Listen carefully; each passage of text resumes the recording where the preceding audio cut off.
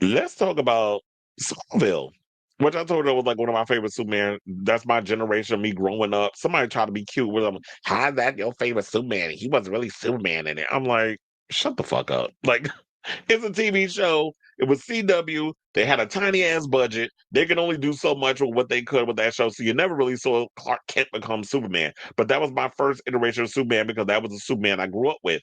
Yes, I'm aware of Christopher Reeve and all the other stuff, but Christopher Reeve was never like my generation Superman because it was like when I was old enough to actually see a Superman in the movies, it was The Quest for Peace. And that was not even a good damn movie. But nevertheless, I did not call it because I was like, when Allison Mack got out of jail and started going on her little apology, tour, I was like, it's only a matter of time before Michael Rosenbaum came along and got her on the show because, they were on Smallville together. He played Lex Luthor and she played Chloe, who was best friends with Clark. And I was like, it's only a matter of time before he got her on the show. And he did, because yesterday I was scrolling through I think it was yesterday. I don't know, the days blur because I've been so busy. But I was scrolling through my thing and said, okay, what's going on YouTube? Like with all the alerts and things I was getting, it said that, yeah, Allison Mack sat down and did an interview on the Inside of You podcast. Now, of course, with them doing this,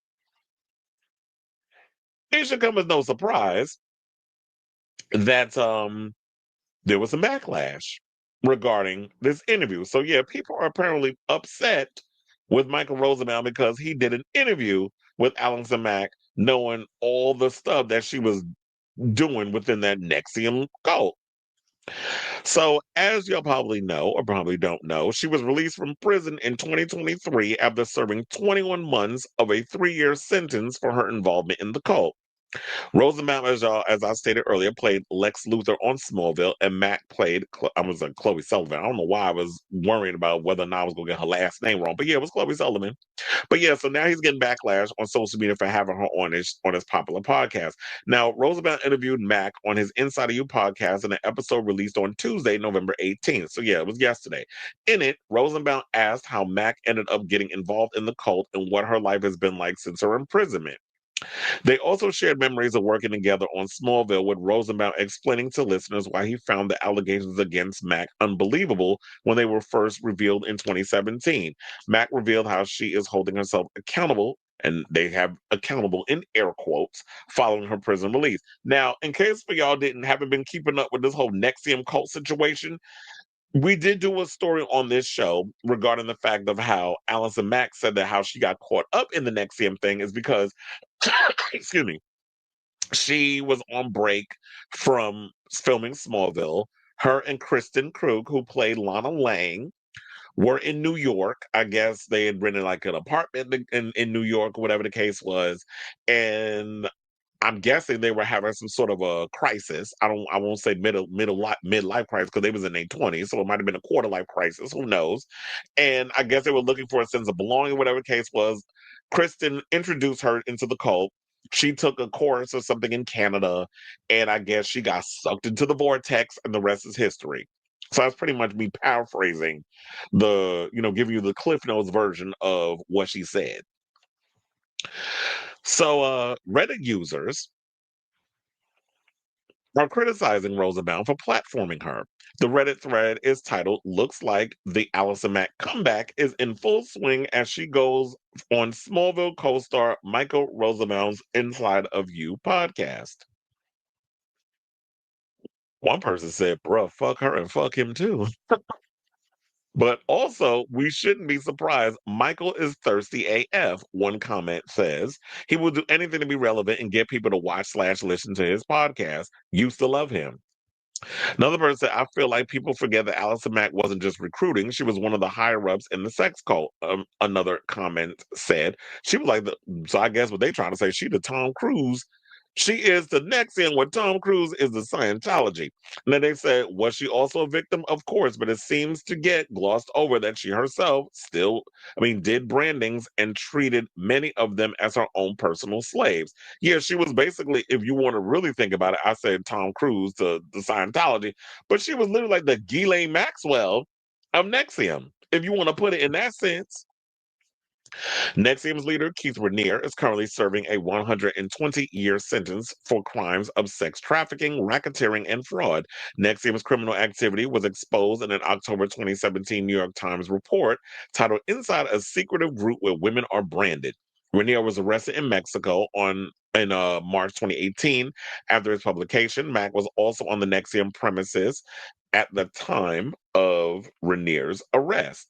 Now, in April 2018, Mack was charged with sex trafficking conspiracy, and forced labor conspiracy. She pleaded guilty to racketeering and racketeering conspiracy in 2019. She admitted to coercing women into becoming Raniere's slaves. The court case revealed that some women in NXIVM were branded with Raniere's initials. In July of 2021, Mack was sentenced to 3 years in federal prison and was ordered to pay a $20,000 fine. And the reason why she, got a little short sentence because she was a snitch. She basically decided to testify against him and reveal a whole lot of what was going on. So she may have been a victim, but she also was a culprit. Where they also said the judge also categorized Mack as a victim of the cult, but noted that her being manipulated into complicity didn't absolve her of guilt. In July of 2023, she was released from prison after 21 months. Mack's imprisonment was split between a federal facility and house arrest. Another comment on the Reddit thread said 17 women branded with Keith Raniere's initials. The doctor who was in the cult and performed the brandings lost her license to practice medicine. Why should Allison Mack get a free pass into Hollywood when she helped design the ritual along with Keith and convinced these women to get their brands? So, child, not y'all putting her register number up in here. They said her register number was 90838-053, age 40, race white, sex female. Release date 6/18/2023. Now, another person said, just don't give them the views or likes. They'll disappear when they get blocked out, one user said. Another person said, how is this woman allowed to be out and about like this? Ugh, one comment asked. Another comment criticized Mack's desire to speak publicly, saying, here's my thing. People who do awful things deserve the chance to change and grow from their mistakes. But why is it that most of these people, rather than lie low and lead normal lives and a humble acceptance that they shouldn't have access to the limelight anymore, go running straight for the brightest light they can the moment they think they're out the window of scrutiny?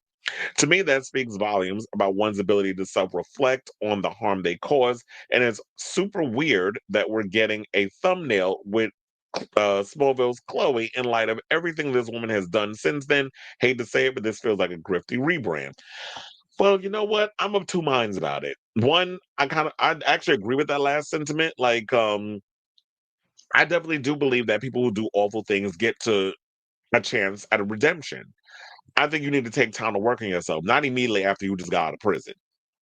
Like, what was it, 2023 when she was released? She waited 2 whole years and thought that we was all going to forget. Maybe you should have maybe waited another 2 years before you came out and said something. Give us like a good 4 or 5 years before you decide to tell your side of the story. Write a book, go and do your little promotions, and go on the podcast. Now, I'm not mad at Michael for coming out and doing the interview. It makes perfect sense why he would do it. Hence, I mean, number one, they were on a TV show together. So there's a sense of trust there. But if I'm going to have you on your show, sorry, ma'am, I love you, but we're going to have to get into the things. Meaning, because I haven't seen the interview, so I don't know at what extent did he go in and let have on her regarding the questions, or was he giving softball interviews? Because the one thing I hate about people who do interviews, y'all do that ass kissing thing, and y'all do them softball interviews where you don't really go in and ask the things.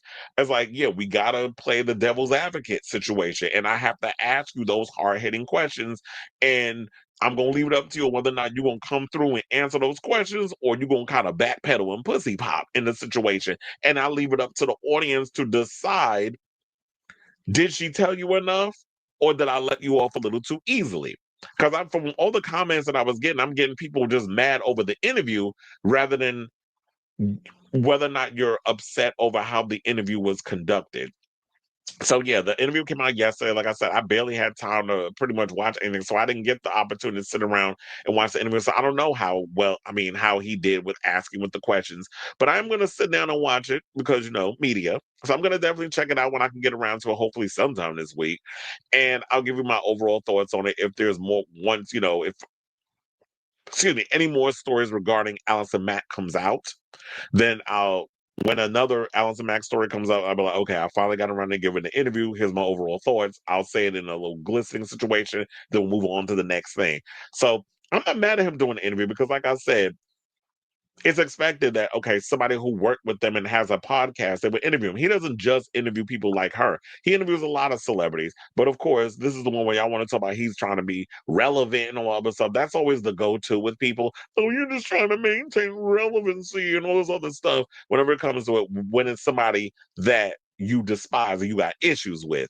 But y'all don't give that same energy when he be out here interviewing all these other celebrities. And he interviews a lot of different people besides Allison Mack. This is just the one y'all choose to be mad at. So I definitely want to hear from y'all. What do you guys think of this story? I should put this up here. So if anybody out here been SA'd or whatever, call that number. I'm doing my due diligence as I do on this show. I'm sure there's a lot of comments regarding the whole um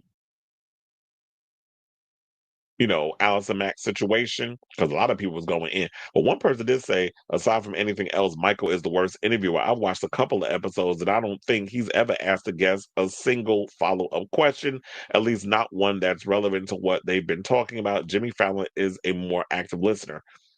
Oh, hold on. No, what we're not going to do is sit and compare Michael Rosenbaum to Jimmy Fallon. Jimmy Fallon gets on my damn nerves when it comes to the way he interviews. He always comes across like he be kissing these celebrity ass rather than really going and asking questions. And he'll say, "Oh, I'm not really an interviewer. I just want to play games and do his other things," because he doesn't like the he doesn't want to rock the boat with stuff. And to me, that's kind of boring. I don't want to see me.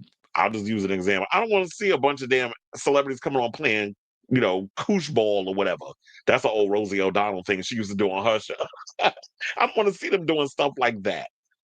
I find that boring. Like if I want to, and first of all, the old guard of the way they interview now with the Jimmy Fallon's, Jimmy Kimmels, and the Seth Meyers on that whole old guard of interviews is kind of boring anyway. You got to try to get as much out of these celebrities in 7 minutes. Who can do that? These days, people want long form.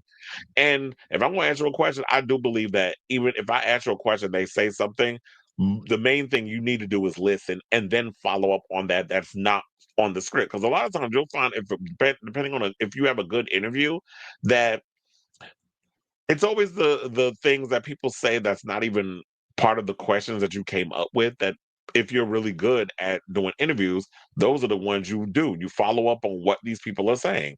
So I definitely want to hear from y'all. Have y'all seen the interview with Allison Mack?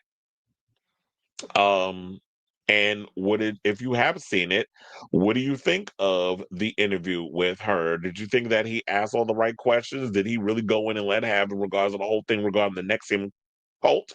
Or did he let her off the hook because there's a bias there regarding him knowing her from them being on Smallville? And my thing is this: you don't never truly know the people that you hang around with. You could be in relationships with people and think you know what they capable of, or what they up to, and then 9 times out of 10 they be living double lives. So you don't really know people just because you spend 14 and 16-hour days with them on a damn TV show or movie set. Is that you be surprised what people out here are capable of. So I definitely want to hear from y'all. Let me know what you guys think of this story in the comments down below.